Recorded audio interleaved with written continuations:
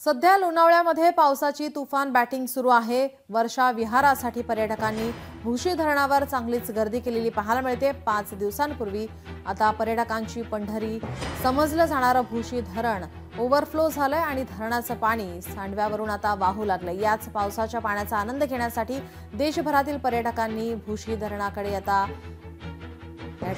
ते वळालेले पाहायला मिळतात।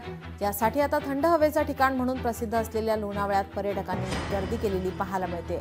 लोणावळ्याच्या आल्हाददायक वातावरणात भुशी धरणावर जाऊन तेथील सांडव्यावरून वाहणाऱ्या पावसाच्या पाण्यात भिजण्याचा आनंद काही वेगळाच असतो आणि सध्या पर्यटक हाच क्षण अनुभवतायत।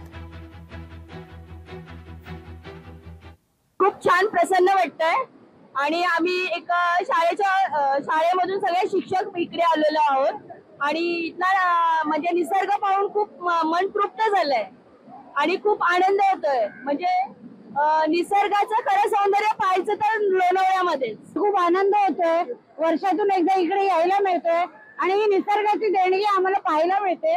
त्याच्यामुळे महाराष्ट्रात राहून आम्हाला स्वतःला खूप भाग्यशाली समजतो।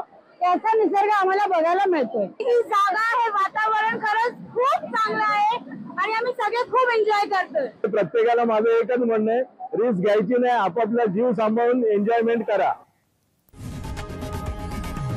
लोकशाही मराठी ऐका, पहा, जागरूक रहा।